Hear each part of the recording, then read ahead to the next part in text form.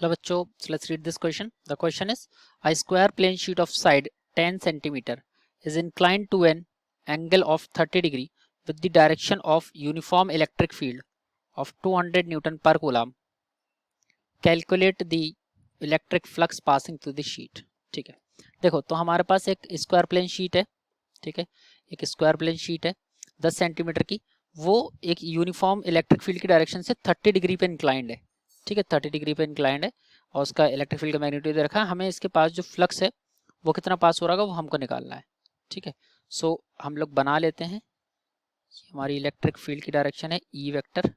ठीक है, हमारा ये हो गई हमारी planar sheet. This is our planar sheet. ठीक है, ये एंगल है हमारा 30 डिग्री इस पर्टिकुलर क्वेश्चन में. ये एंगल है हमारा 30 डिग्री. ठीक है, ये हमें दे रखा है. अब यहाँ पर क्या होता है हमारा, लेट्स राइट आवर की कंसेप्ट फर्स्ट. ये तो हमारी सिचुएशन के अकॉर्डिंग हमने आपको दिखा दिया. तो हमारा जो की कंसेप्ट है वो है electric flux and this phi is given by V vector dot A vector. ये हमारा इलेक्ट्रिक फ्लक्स का फॉर्मूला, हमारा की कंसेप्ट है. तो एक्चुअली क्या है, ये हमारा जो एरिया है, ठीक है, हालांकि ये रेक्टेंगुलर दिख रहा है but it is suppose to be square shape. ठीक है, तो I hope you can adjust. सारी साइड्स 10 सेंटीमीटर की हैं. तो हमारा ये जो बी वेक्टर और ए वेक्टर के बीच का हमारा होता है ये फॉर्मूला. तो नॉट बी वेक्टर, यहाँ पर इलेक्ट्रिक फील्ड है, ई वेक्टर होगा क्योंकि इलेक्ट्रिक फील्ड है ना, मैग्नेटिक फील्ड नहीं है. तो ये हमारा ई वेक्टर होगा. ठीक है, अब इसका जो एरिया वेक्टर होता है वो होता है शीट के परपेंडिकुलर.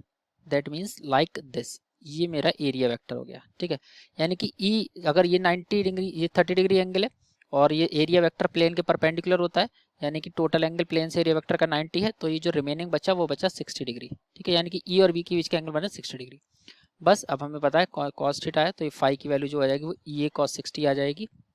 ई ए कॉस 60 डिग्री वैल्यूज पुट करते हैं. इलेक्ट्रिक फील्ड है 200, एरिया 10 सेंटीमीटर है साइड, तो एरिया हो जाएगा 10 इंटू 10.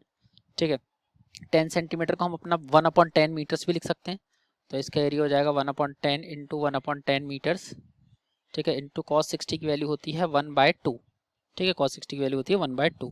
तो यहाँ पर ये हमारा 2 इंटू 10, ये 10 इंटू 100 हो गया और 100 इंटू 100, यानी कि इसको हम लोग सॉल्व करेंगे तो हमें मिलेगा, तो यहाँ पर कैंसिल करेंगे तो ये हो जाएगा 100 इंटू 100, यानी कि 200 डिनोमिनेटर में. सो ये पूरा कैंसिल हो जाएगा. 200 कैंसिल कर देंगे, जो फाई की वैल्यू आ रही है that is coming out to be the 1 volt metre. ठीक है, 1 वोल्ट मीटर, ये हमारा फ्लक्स की वैल्यू हो गई. या फिर हम इसको ये भी लिख सकते हैं 1 न्यूटन पर कूलम डॉट मीटर स्क्वायर. ठीक है, एक ही बात होती है.